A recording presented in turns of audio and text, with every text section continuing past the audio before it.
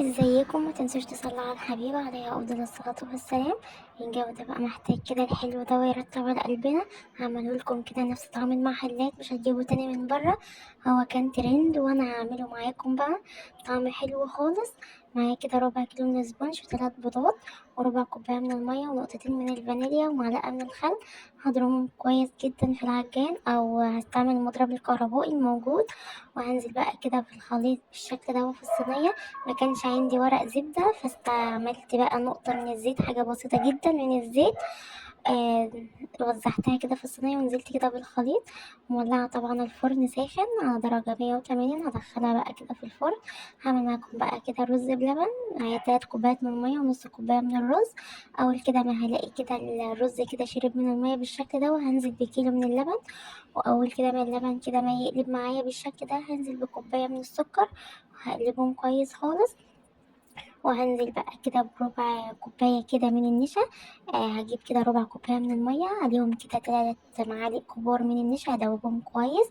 وهنزل بقى كده بالخليط ده كده على الرز بلبن بالشكل ده وهقلب كده بالاستمرار كده. أحلى رز بلبن هتعملوه بجد. نفس طعم المحلات بالظبط. وآخر حاجة كده هنزل بعلبة من القشطة. فحوالي كده معلقتين من القشطة وكيس من الفانيليا وبس كده. هقلبهم كويس وهرص بقى كده الرز بلبن كده. هحطه كده بقى في الأطباق اللي أنا كنت بستعملها كانت كبيرة، ما كانش عندي اللي هي. يستحسن لو الأطباق تكون أصغر من كده عشان خاطر لو هتعملوا منها مشروع يطلع معاكم كمية حلوة يعني. وهعمل بقى كده معاكم الكريم شانتيه، كوباية من الكريم شانتيه وكوباية من المية. هضربهم كويس خالص بالمضرب بالشكل دي ده كده الاسبونج كده طلع معايا. شايفين شكله.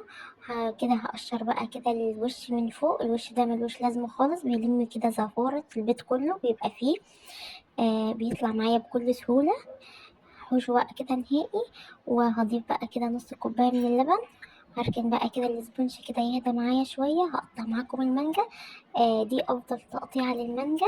بتطلع معاكم كده مكعبات وبتطلع بمنتهى السهولة، بتبقى شكلها حلو خالص. ومش بنرمي من المانجا حاجة نهائي. شايفين هقشر حتى كده الجناب بالشكل وهقطعها برضو كده مكعبات شكلها حلو برضو. احنا مش بنرمي أي حاجة خالص. وده كده الاسبونج هيدي معايا. هنزل بقى كده بالكريم شانتيه وهوزعه كده بقى على الكيكة من فوق بالشكل وهرص بقى كده المانجا. شكلها جميل ولا طعمها حلو خالص. بجد احلى من بتاع المحلات بكتير خالص. جربوها وهتعجبكم جدا. وتقدروا كمان تعملوا منها مشروع. بس انا طبعا الاطباق اللي عندي كانت حجمها كبير. انا قطعت كده القطعة حجم كبير.